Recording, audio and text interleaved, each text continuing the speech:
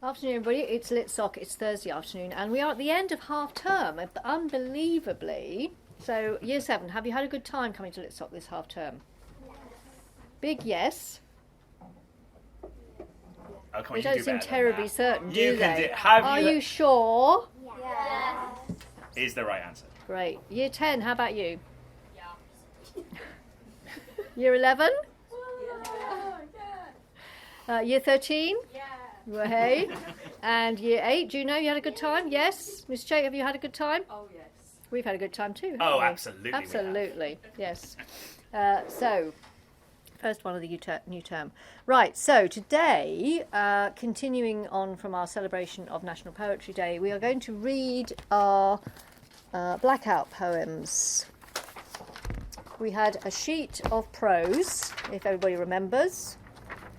We knew which book it was from, but you may not have read it. And Marianne, what did we have to do?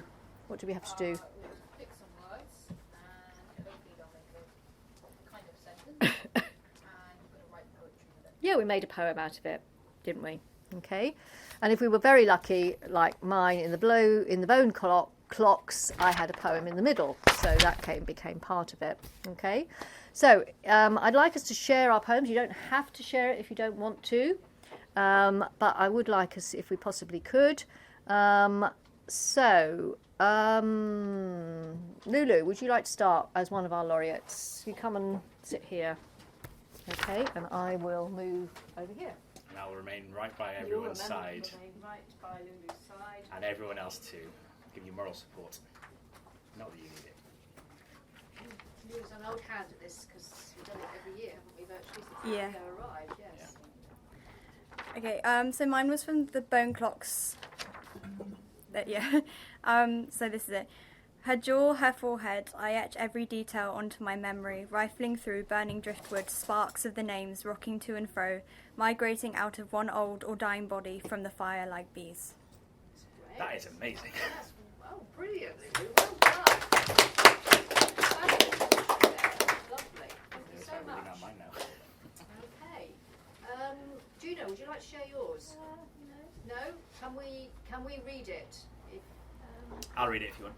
Is that all right? If you don't want to read you it? don't want me to read it, that's also fine. But You don't. Right. Okay. All right then. Marianne, do you want to share yours, which looks beautiful? Yeah, sure.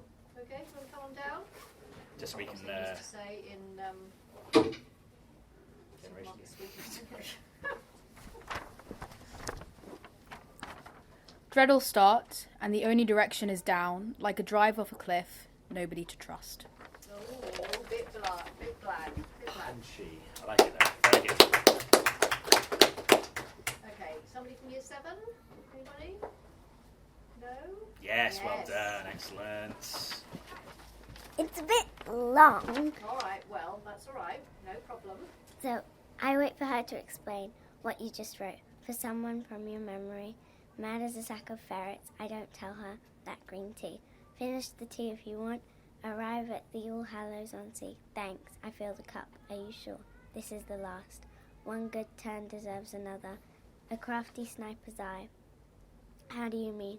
A vault hole, as I fear it must. Crazy people are hard work. Sorry. You're ideal. You're unexpected. Do we have a deal? The best way to handle drunks is to humour them. Deal. Gazing away again. Turn around. Wade into my knees. Curving rivers cool as tap. The sun's got a punch to it. Not as hard. Fishing. Frisbee. Upwards till the inner sleeve drops out, plops water. Black album covers, falls like a wounded bird, floats for a while. Tears, more tears, seep from my aching eyes.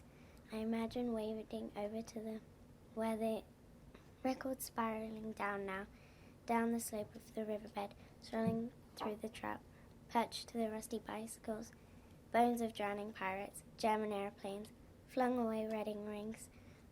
But I wade back to shore, drown her cigarette in old coffee at the bottom of her mug. Come tomorrow evening, curs once, asks where, sitting the exams, camp out for 2 nights, feeling.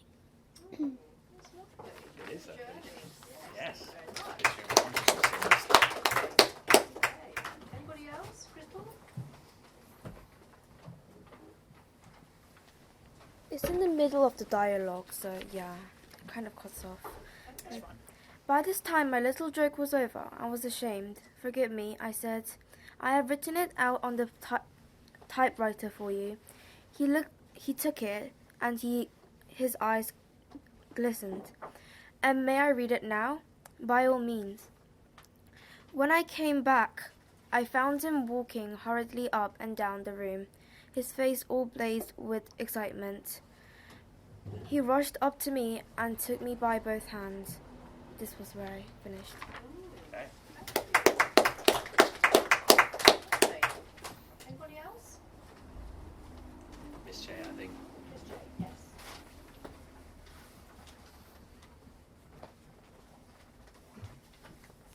So I had Dracula, so it did get dark quite quickly. Okay, so it puzzled me, as there might well be, look of wild amazement. He seemed dazed, hands before her face. What does that blood mean? My God, good God. Help us, help her, help her. You must not leave me. You must stay with me. Stay with these friends. Calmness. Do not fear.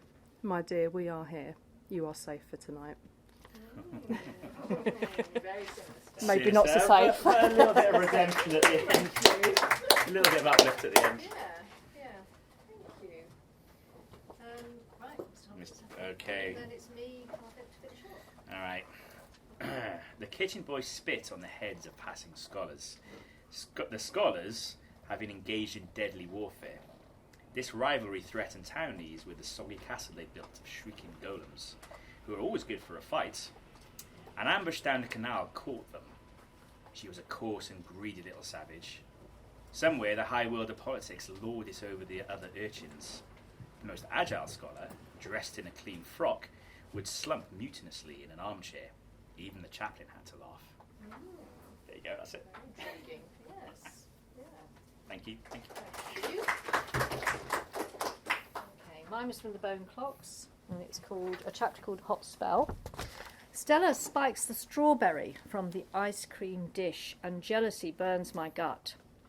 I could erupt and hurl plates in gales of tears, and those button eyes of hers don't miss one single detail. God, it hurts, it hurts, it hurts, and I clamber over this gate into a wheat field. The wind strokes and stirs the wheat. The wheat ears go pitter-patter, pitter. I'll never get over Vinny. Never. I know it. They won't know I've left Gravesend. Intriguing Gravesend. Yes, Gravesend.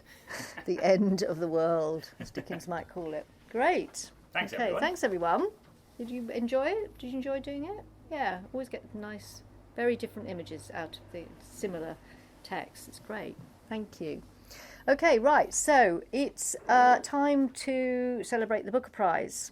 The Booker Prize shortlist is out, and we've mentioned it before, and here it is. And it's next Tuesday. It's next week. Next Wednesday. I can't remember. Next week. That the ceremony is held, the winner is announced, and it's one of the biggest literary prizes behind the Nobel Prize, which is international. And this is for books published in English. Okay, so we're going to talk about them. The Booker website is very good now and has all sorts of things about them. And then we'll make a prediction as to who's going to win. So we have Elizabeth Strout, O. William. Now, Elizabeth Strout has written a number of texts, books, about a group of people, one of whom is My Name is Lucy Barton. This one is O. William, and he's the ex-husband of Lucy Barton. And then there's Olive Kittredge, all set in the same sort of area. And she's truly very popular. She sells in the millions, which is quite unusual these days for books. But she is very, very popular. So I think, is it the first time, or was she? I'm pretty sure this is the first time she's been. Yes. As far as I'm aware. Yeah. My Name is Lucy Barton's been dramatised as well on the stage. Then we've got Shehan Coronatelica, 7 Moons of Marley Almeida. And this is set in Colombo, which is in Sri Lanka. And he was born in Sri Lanka. And he's both a journalist, songwriter, and screenwriter. And 7 moons is the amount of time he's got to... oh, right, okay, he's dead.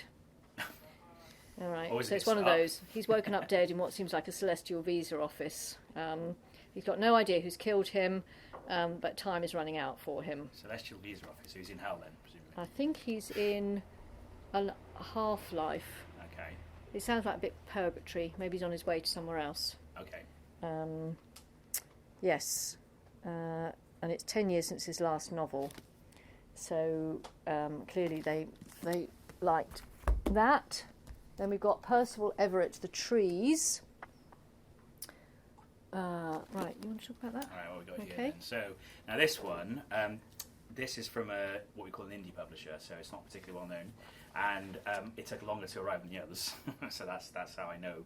And so it's always good when something from an independent publisher, because obviously we've heard of, everyone knows about Penguin, everyone knows about Faber and Faber, but this is from Influx Press, and you know these, it sort of like helps these publishers because they tend to make bolder decisions in which books they choose to publish, because you know the bigger publishers, sad to say, they think about money, they think about what's going to make us the most profit. So it's good to see something from an indie publisher on there. So this is set in Mississippi. A series of brutal murders in a rural town, so a very dark one. A pair of detectives from the Bureau of Investigation meet expected resistance from a local sheriff. So, like, you know, small town America. You've seen those films when, you know, these sheriffs toting their rifles going, They call me Mr. Tibbs. Yes, yeah, just like that. And the murders present a puzzle. Each crime scene, there is a second dead body, that of a man who resembles Emmett Till. Oh, Now, right. has anyone heard of Emmett Till? I mean, A-level history will almost certainly have covered him. Mockingbird. Yeah, so Lily's Yes. nodding her head. Anyone else? Marianne? Josie, yeah? Probably not yet. Yeah, it depends on, I think if you're Depends how A-level. far you've got. So Josie, what do you know about Emmett Till? I mean, we don't do him in A-level history, but in GCSE English, he was a black man who was lynched in, I think, the 1930s in America. It was certainly early 20th century. I don't know if it was 30s, but it was certainly the first half, yes. And do you know why? Do you remember why he was lynched? Allegedly, why? The reason? Because he allegedly raped the wife. Wolf whistled, flirted with, allegedly, and I think, was it a married woman? I think it was, wasn't it? She lied, didn't she? She lied. And, of course, there was disproportionate retribution because they murdered him, and, you know, I don't want to go into too much of the details, but he was unrecognisable, let's just say that, when they found his body, and it was drowned. So, obviously, that was a big moment in the history of the civil rights movement. So anyway, the detectives suspect these are killings of retribution, and then eerily similar murders take place all over the country. Something strange is afoot. So it's quite thriller-esque by But the it's sounds also of got- it, crime fiction-esque. Yeah, it's got roots in the present day as well. Presumably. Absolutely, yeah. Oh yeah, definitely. I mean, I'm not sure when this is set actually, it doesn't actually say here. Yeah, and interestingly, here's a quote on it. This is satire in a great tradition of Swift by way of South Park. I don't know how many of you are familiar with South Park, but Do you know South Park? Yeah, certainly a favourite of mine when I was your age. So yeah, that looks interesting. That looks I definitely want to read this one. I think so. Yeah, looks good. Now I have actually read this next one, Miss Huntley. So Oh, right. if No, I may, you go ahead, because I've read the next one. Oh, there we go. Yeah. So there you go. Between us, we've actually read two. Admittedly, the two shortest ones I've noticed, but there you go. That's just how it goes, isn't it? Right. So this is Small Things Like These by Claire Keegan, and this is set during 1980s Ireland, and it focuses. What was his name again? Bill Furlong, a guy called Bill Furlong and his family. He's married with 5 children. Now, 1985 in Ireland, it wasn't probably the greatest time to be in Ireland. There's some certain issues going on, but he's a sort of delivery tradesman type person, and he's quite well off. He's quite secure in his lot, and he goes around making his deliveries. And it's the run up to Christmas, And he's quite. Whilst he's quite well off, he's also a bit dissatisfied. He thinks like, there's got to be more to life than I've just recognised the cover. looking to make ends meet. Okay, looking to make ends meet. Yeah. What did you recognise the cover from? It's Hunters in the Snow by Bruegel. Oh, there we go. Yeah. Yeah. Okay, interesting. So now, what happens when he's doing one of his delivery runs? He goes to a nunnery, and he sees something that is amiss. Oh right, okay. I bet I can guess what, but anyway. Yeah, you probably can. But he goes to sort of help out, and it's all about the consequences of that. That's basically it in a nutshell. But it's quite uplifting actually. I wish I'd like to emphasise after that last one. So it's sort of it could be set during Christmas as well. So it kind of reminds me, if you can believe it, of It's a Wonderful Life. Those of you who've seen that, the great movie, the great Christmas movie, It's a Wonderful Life, because it is quite heartwarming, uplifting. But it's written in a very straightforward way, but it's also quite evocative of Ireland in the 1980s. So yeah, it's certainly it could be a worthy winner. I think I did enjoy reading it. It was very wise and insightful, whilst being a very simple tale. The ending was a little abrupt for me. But perhaps that's not the point. Perhaps it's like, okay, you imagine what the full consequences are, because and it's also about we all like to think we're good people, right? And he fundamentally is a decent character, but it's like, okay, if you saw something miss, what would you do? Truly, and then knowing what the consequences would be. So it's I make it sound like a simple morality fable when I put it like that, but it is more to it than that. So I did very much enjoy it, and yeah, it's very short. I read it in a day. But that was also partly because it was very readable and very easy to read. So yeah, I did enjoy it very much. Interesting. Thank you. I read this when it first came out because Alan Garner, who's now 87 years old, I cannot believe it, but I've read him since I was a child, so a very long time ago. And we talked about him before at Litsoc. He is the author of The Owl Service, Redshift, Strandloper, Thursbitch, Boneland, Moon of Gomrath, The Wisdom of Brisingham, Elidor, and he is very, very rooted in the Cheshire countryside and English folklore. Now, we started the 20th century with this fear, didn't we, from Tolkien, that there was no English folklore whatsoever. But in fact, it just had hidden itself away. You had to really look. You had to look at the songs, you had to look at the local people, you had to look at oral history. And this is it took him from 2012 to 2020 to write this book, which is very small, but it's because lots of different things come into it.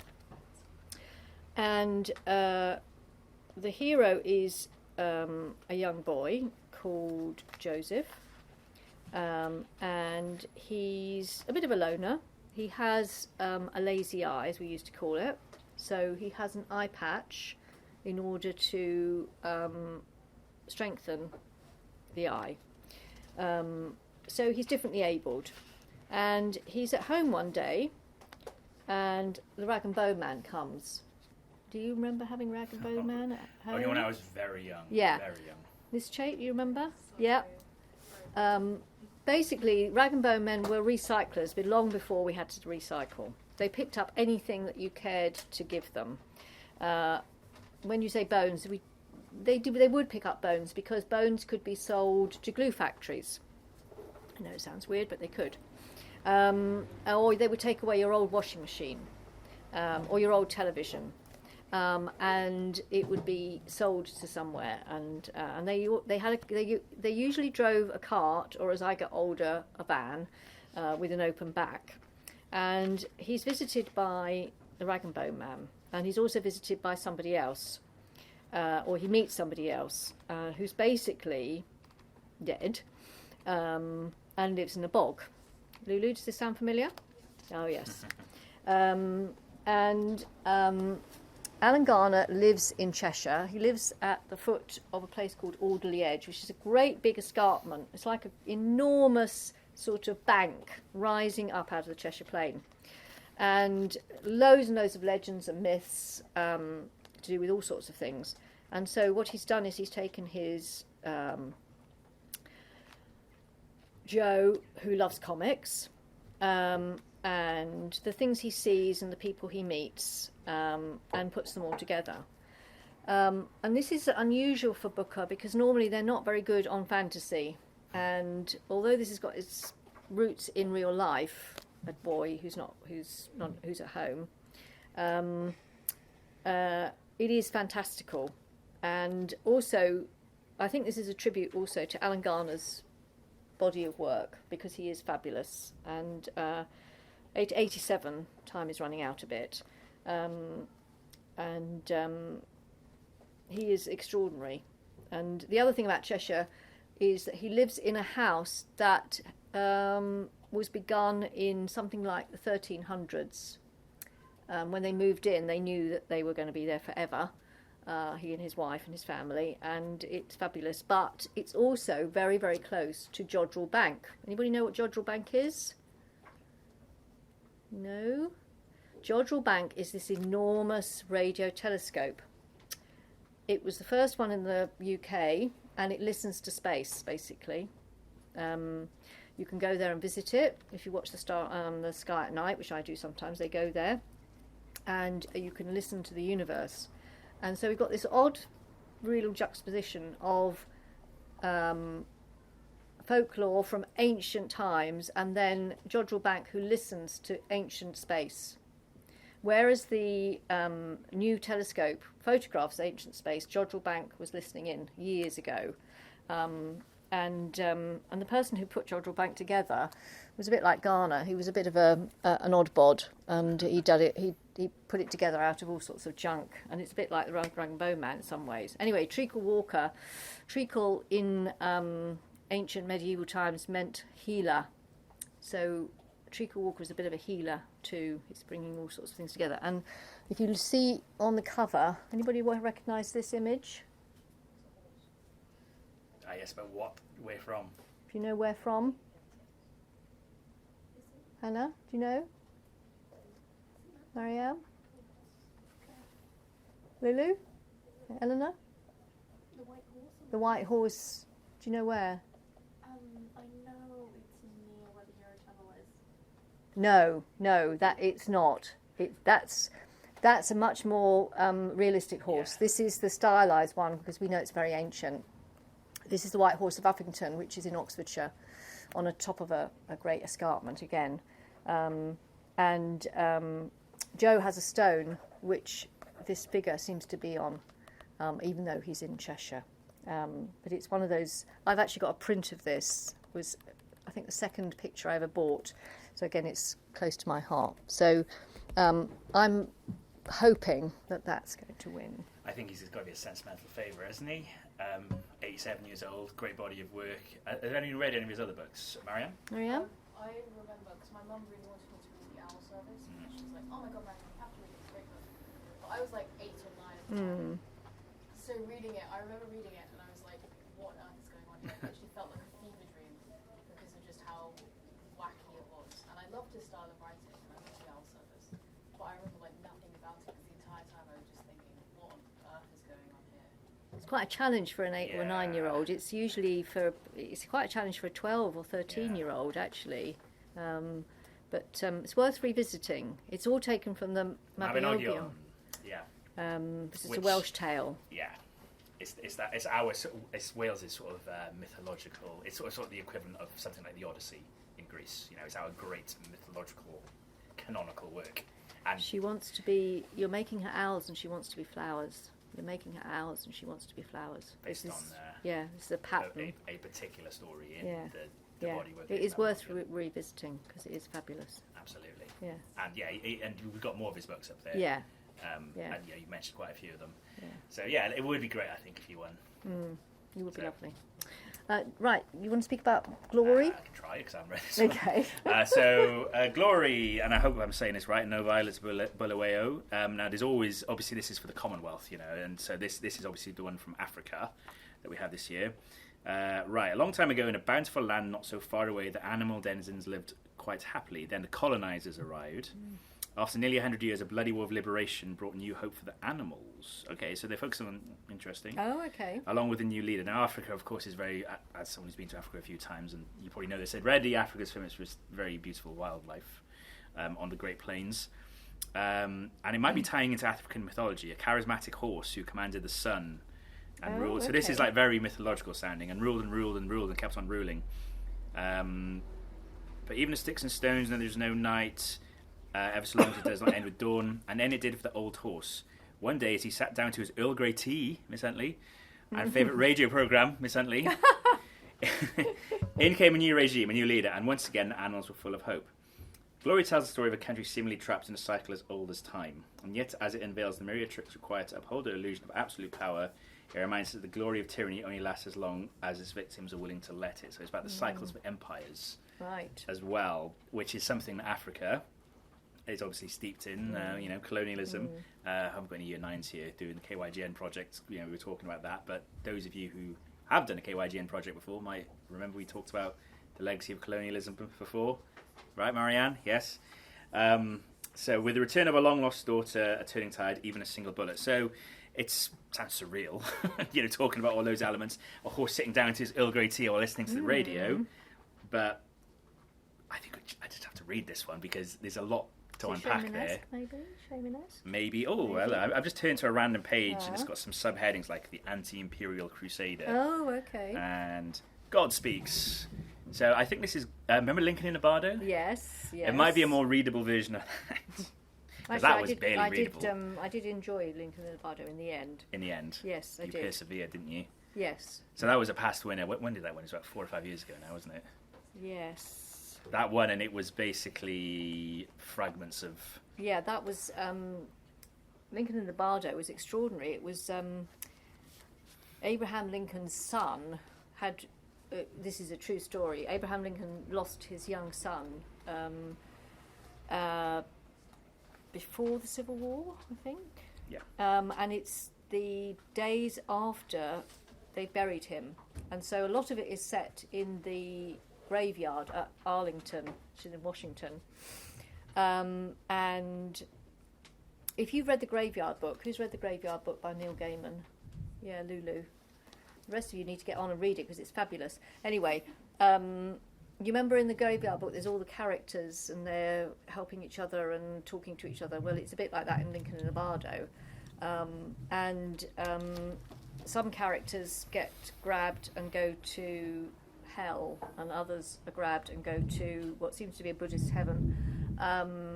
And Lincoln keeps revisiting the grave to try and have some solace, and it's just extraordinary, isn't it? Oh, so is this by the looks of it? Yes. This is bonkers. I've turned to page 69. Yes. Even monkeys fall from trees. And it's almost like reads like one of our blackout poems. The morning appeared like any other morning, and indeed would have been any other morning had we not woken up to the seismic rumour that the father of the nation had been taken hostage by his very own defenders in the night. Well, The news felt to us Not like we'd been shot in the unusual. gut. Thurlow Kuthi, so stunned, so shaken were we that at first we didn't know what to do, what to say, what to think, where to hold, where to touch, and where to let go, and so on and so on and so on. So that's that. But then on the previous page, we got like a sort of social media, oh, okay. Instagram maybe, or Dr. No at Dr. No PhD, disgraced former VP flees to exile, ending power struggle. Fair at this point to say that hashtag Dr. Sweetmother is poised for president of hashtag Gidada. And then all these replies from all these other social media. Right, so it's quite a tour de force then. Yeah. Lots of different voices. Wow. Well, there you go. Which is not unlike last year's winner, which came from South Africa, Damon Galgut, called The Promise. And basically there's a funeral and lots of different people going to it and what they experience. And this is the epigraph. This morning I met a woman with a golden nose. She was riding in a Cadillac with a monkey in her arms. Her driver stopped and she asked me, "Are you Fellini?" With this metallic voice she continued, "Why is it that in your movies there is not even one normal person?" Federico Fellini. Okay. And so it goes on. Set in South Africa, this one. Set in South Africa, yes. During apartheid, if I remember correctly. Yes, Or is and it post-apartheid? it's the take, isn't it, on all the different events that have happened in South Africa, I think. Yeah. So this won the Booker Prize. Not everybody's cup of tea, but certainly a worthy winner, I think. I think so. And then the beloved Hilary Mantel, Bring Up the Bodies, for which she won the Booker Prize the second time and the second year running. And she'd won it before that for Wolf Hall. And if you don't know, who's read this? Anybody? No? Hilary Mantel died a couple of weeks ago, to much mourning across the literary community, because it's a terrible loss and very sudden, at least for those of us who didn't know. And this is her great trilogy, basically: Wolf Hall, Bring Up the Bodies, and The Mirror and the Light. And it's all about Thomas Cromwell, who was the mover and shaker at Henry VIII's court. He himself had a house in East London, but of course we know all too closely where Henry VIII lived. And this particular book is about Anne Boleyn and how they obtained the divorce and changed England forever, basically. And what Thomas Cromwell had to say to that. So not only great novels, but also amazing plays on the stage as well. Much missed. Not the only thing she's ever written. She wrote any number of things. Beyond Black, which is from the point of view of a medium. And that's the one. That's the one I recommend people start with. Anyone who's not read any Mantel, start with that before these. 8 Months on Gaza Street, which is from the point of view of the Arab community. Place of Greater Safety. A Place of Greater Safety. If you're studying history and the French Revolution, she could basically turn her hand to anything. It's excellent. And we must spotlight this one. Yes, for indeed. various reasons. First of all, Mrs. Sebastian, of course. He gave us this walk on Salman Rushdie not so long ago. Secondly, because Salman Rushdie, this book, Midnight's Children, won the Booker of Bookers. Mm-hmm. So I can't remember what year that was. It wasn't that long ago, but yeah, it was considered to be the best Booker Prize winner ever. So that's quite seminal when you consider. I mean, we're only touching the surface. We've got loads of other past winners, some on your tables. So this was considered are amazing. Absolutely, and this was considered to be the best of them. So yeah, high praise indeed. And thirdly, of course, because there was the news about Salman Rushdie, and Miss Huntley alerted me earlier via email to an event that's going on in the British Library this very night. Mm-hmm. Of course, all the in-person tickets are sold out, but you can either watch it live tonight or 48 hours later on catch up of various authors. I can't remember who they were. Well, paying tributes to him. Melvin Bragg is one of them. Melvin Bragg. Yeah. There were some Julian authors, Barnes. weren't there? Julian Barnes. Yes, lots of different authors and writers are celebrating Salman Rushdie and his writings. Julian Barnes, also a Booker Prize winner. Yeah, and it's being organised by Penn, who we talked about when we were talking about Rushdie as well. Yeah, absolutely. Yeah. So, so there we go. So you can see just how prestigious this prize is with some of the books that have won. I mean, if you look on the table in front of you there, I don't know if there's any that you've heard of or you're familiar with. We got some, we got some long ago winners, yes. And then we got some more recent winners. Here's the LGBT. Yes, Shuggie Bain. Shuggie Bain, the LGBTQ winner that's set in Scotland, and it's. I really enjoyed this one. This was very humorous. I thought it's probably the funniest book I've read for a long time, if not ever. And I see, Siege of Krishna Paul, I thought was hilarious. Real satire on colonial life. So humour has its place in the book it as well. does. It's not all like worthy, dry, serious stuff. No. But this was very funny because it's working class Scotland, and it is about a gay man who's trying to come to terms with life, but he gets involved in. It's sort of very tongue in cheek. It's also serious in places too, and he has done a follow up which I haven't read called Young Mungo. But yeah, certainly LGBTQ stuff is not just in the YA world, people. It is very much alive and well in literary fiction, adult literary fiction too, as evidenced by this winning the Booker Prize the year before Promised It. Indeed. Okay. What else have we got? Yes, we've got a vast range from across the world, really. We've got Marlon James' A Brief History of Seven Killings, which is a Caribbean story set in Jamaica in 1976.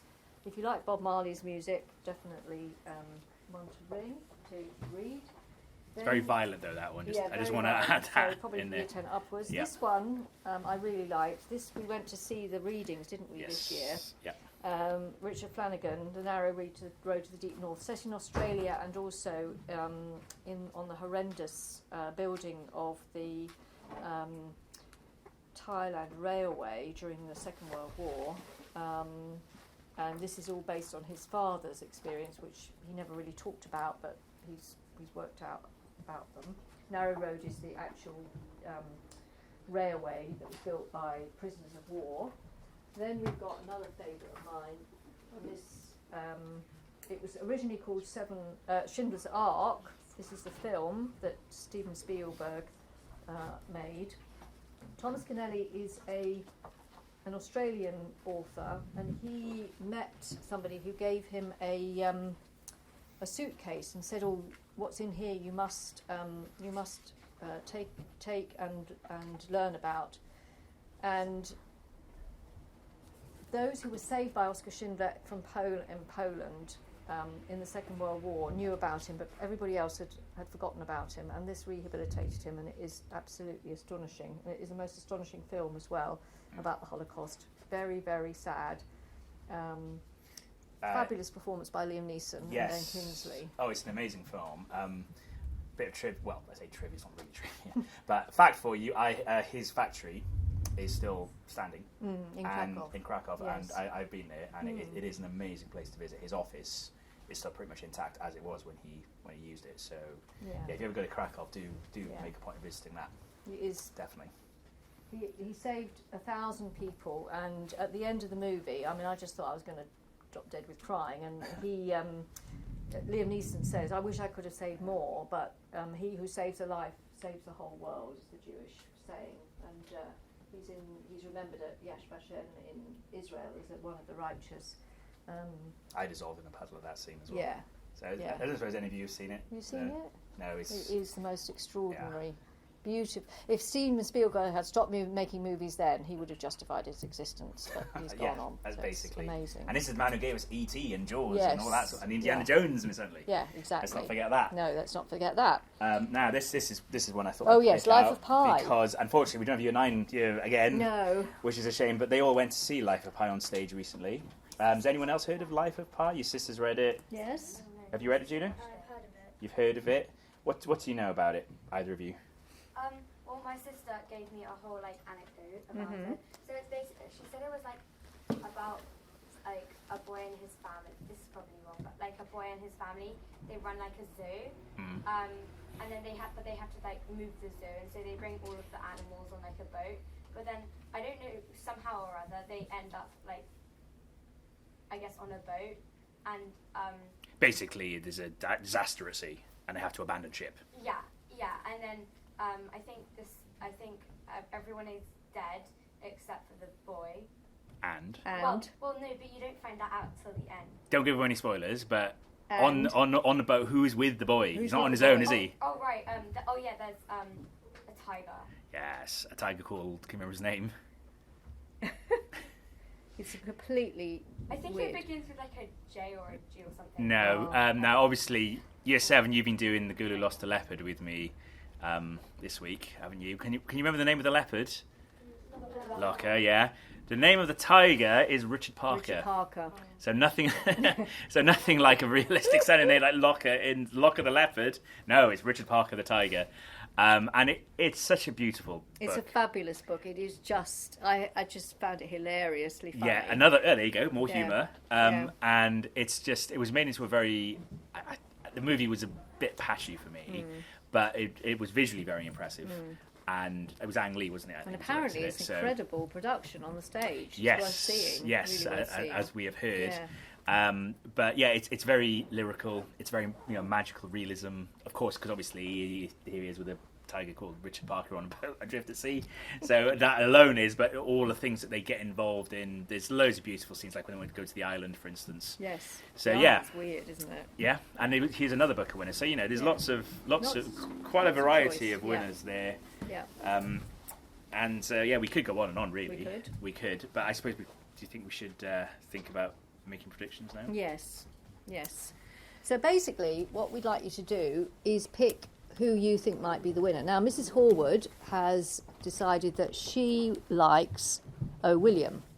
I'm Treacle Walker. You are... I did like Small Things Like These. I'm not sure that's going to win, though.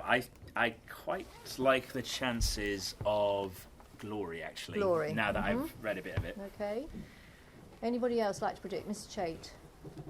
I'm struggling to think about the specs of, but I think it's the independent one. Oh, the trees. Oh, the trees, right? Yeah. You'll go with that. Okay. All right. Right. Anybody else? Lulu, do you want to have a predict? Okay, for the same reasons both ways, I don't know, I want to believe that Alan Garner's going to win, but I also don't. Just based on the history of the Booker Prize and... How they always let us down. Always lets us down, usually. Yeah. I'm going to root for Alan. Excellent. Okay. Excellent. Okay. Thanks. Juno? I think the trees. The trees. There we go. 2 votes for the trees. Yeah, absolutely. Eleanor, do you want to predict? I'm going to put my money on Glory. On Glory. Okay. Yeah, that's all 2 of right. us for Glory. Thanks. Hannah? Yes. Yeah. Okay. The sentimental favourite. Josie? I think maybe Julie Walker as well. Okay. The sentimental. All right. Yeah. Year 7, do you want to make a prediction? I'm not really sure because they're going to be. Well, none of us have read it. None I of mean, us have read. we- Only Mr. Humphreys and I have read one. one of each, each. and that's it. So I'd say it's It's probably either Glory or Treacle Walker. Okay, why did you say that? Why are those 2 standing out for you? Because, like, Glory's about the Commonwealth and lots of people like living at the Commonwealth. okay. And Right. Treacle Walker's the sentimental. Yeah. Okay. It really would be a sentimental win, Treacle Walker one. I It think. would. But I know why it's there. I think it's to do with Neil McGregor myself. I mean, I can't be certain, but I think it might well Oh, be. really? Yeah. Oh, Yeah. okay. And his love of history and archaeology, having been the British Museum director. Well, it's going to be a big party. The Queen concert will be there. She's normally there, but not normally as the Queen concert. This will be her first time as the Queen concert, Camilla. Yep. So that will be fabulous. I'm just trying to find a photograph, which I think might sum up Glory. I mean, this if you can find a morning. photograph that sums up that, then well done. Let me just. I'm just. I It's think next week. Next week. We don't know when I'm next not week. sure if it's Thursday or Tuesday. The reason I'm going for Glory, it has shades of Lincoln and Nobardo, and I feel like they're just going to like that. You know, Okay. just the real going off in different directions stuff, Uh-huh. whilst also being a comprehensive epic. Okay. That's my reason. Oh. Is it Monday? Right. You just looked at you. There you go, Monday. Do you want to show everyone what you just showed me? I've just. This was in the Guardian this morning, and I was reading it at something like 2:00 in the morning, something, and it made me laugh. So you've had the horse with a cup of tea, haven't you? And here are the zebras going to work. Yes. Yeah. See? It's actually. It's actually. Oh, I've done it. I want to get that page. No, go away. Now I've lost it again. What a disaster. I think it's Venezuela.